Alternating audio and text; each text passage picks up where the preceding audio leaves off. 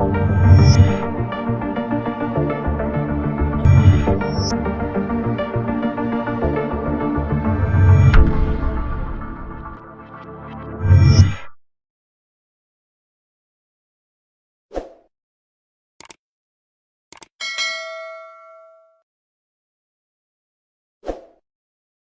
दर्शकों को मेरा नमस्कार। मैं डॉक्टर अखिलेश कुमार, सहायक आचार्य शिक्षा, वर्धमान महावीर खुला विश्वविद्यालय कोटा, आप सभी का आज के इस सत्र में हार्दिक स्वागत करता हूं।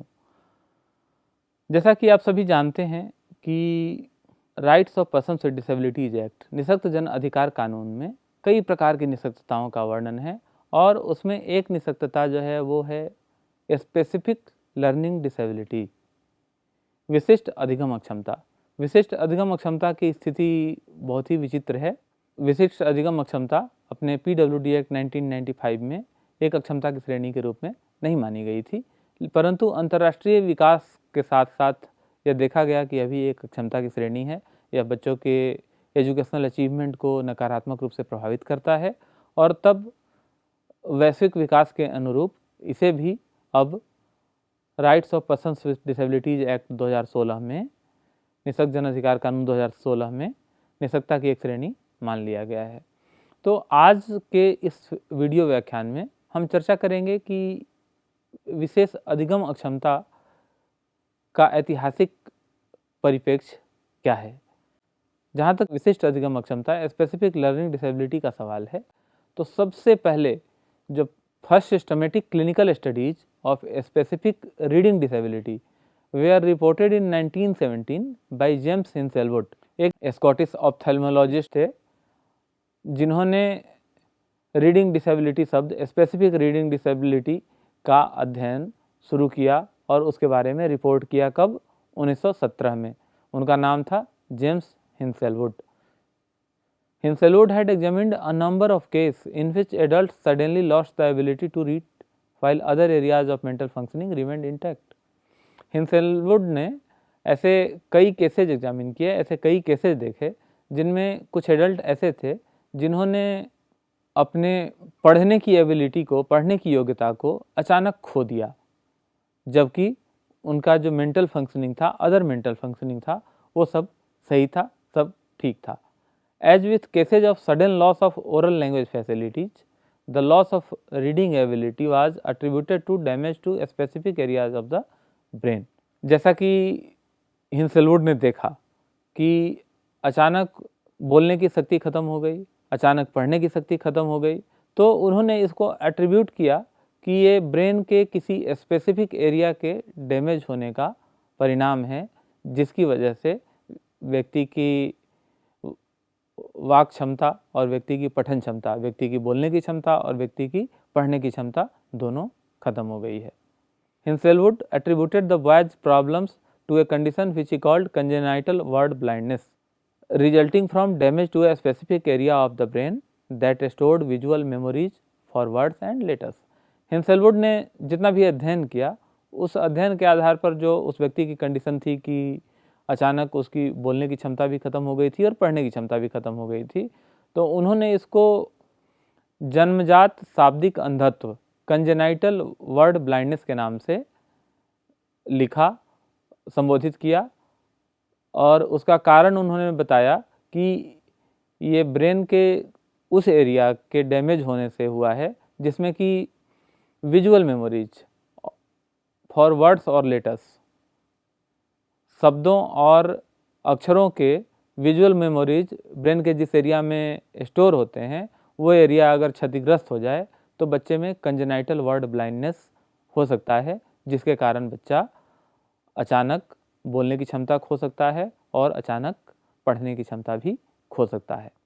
हिंसेलवुड के बाद the next major figure to report clinical studies of children with reading disabilities was Samuel Orton.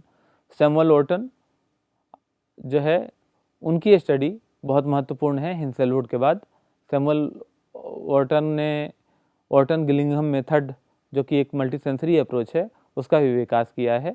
ये एक अमेरिकन चाइल्ड न्यूरोलॉजिस्ट थे, तो इन्होंने बहुत सारा काम किया हिंसेलवुड के बाद। Based on his clinical examinations of children over 10 year period, 10 साल से ज़्यादा इन्होंने बच्चों के साथ काम किया और बच्चों की रीडिंग डिसेबिलिटी पे काम किया ओर्टन ने।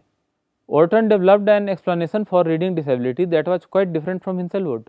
ओर्टन ने जो पठन संबंधी अक्षमता थी उसकी जो व्याख्या की वो हिंसलवुड से अलग थी।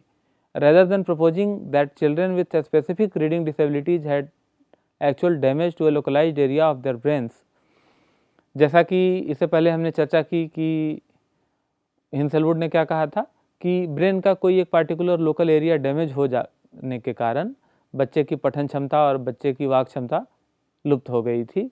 उसके विपरीत ऑर्टन ने कहा कि the difficulty was caused by delay और failure in establishing dominance for languages in the left hemisphere of the brain.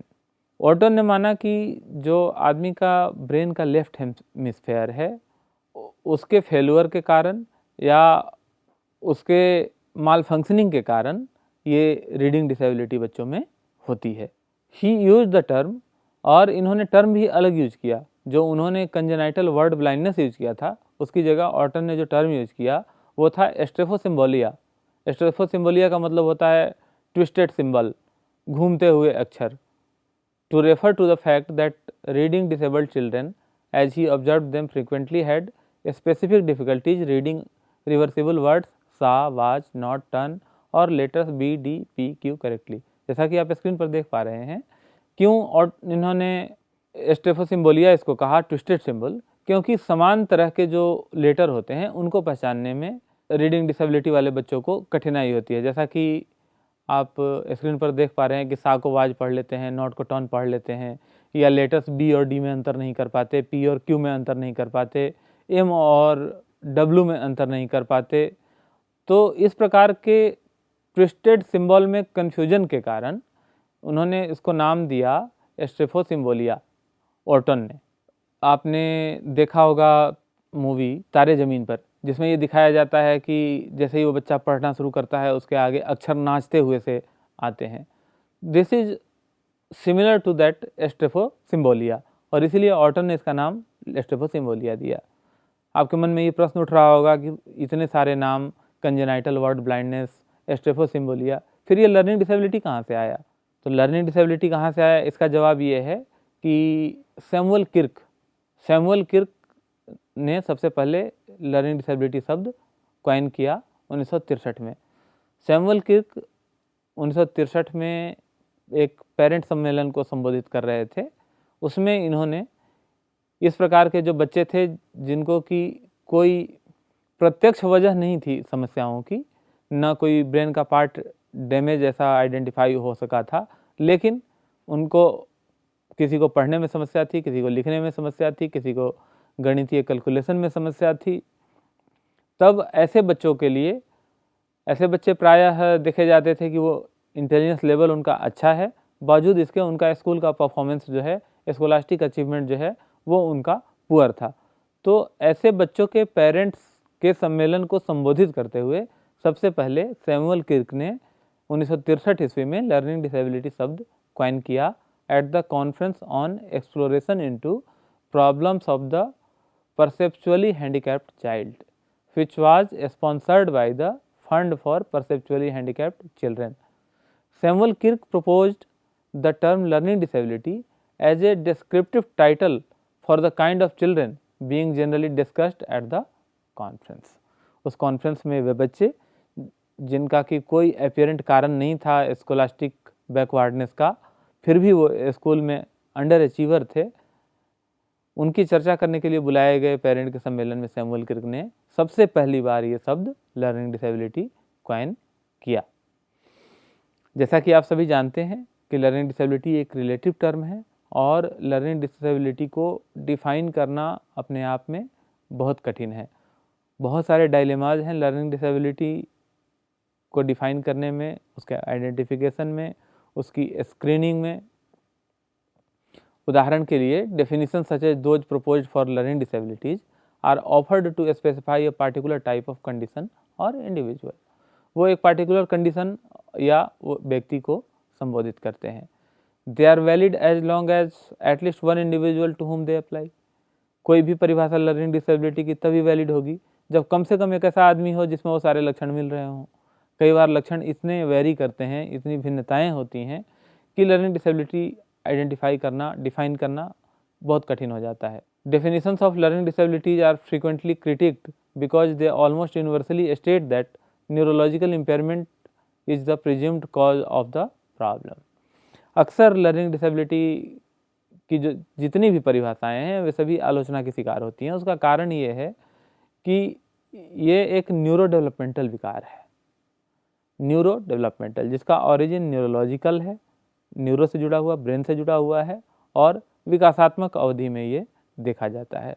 इस वजह से लर्निंग डिसेबिलिटी की जो परिभाषाएं हैं वो अक्सर आलोचना की शिकार होती हैं, क्योंकि अगर ये डिसऑर्डर है, अगर ये कोई बीमारी है तो इसको ठीक किया जा सकता है। बाद के समय में चूँकि ब्रेन की फंक्शनिंग में प्रॉब्लम की वजह से लर्निंग डिसेबिलिटी होता है, तो यदि हमारा साइंस इतना आगे डेवलप हो जाए और उस कमी को दूर कर सके, दवाइयों से ठीक कर सके, सर्जरी से ठीक कर सके, तो ये डिसेबिलिटी नहीं रह जाएगी।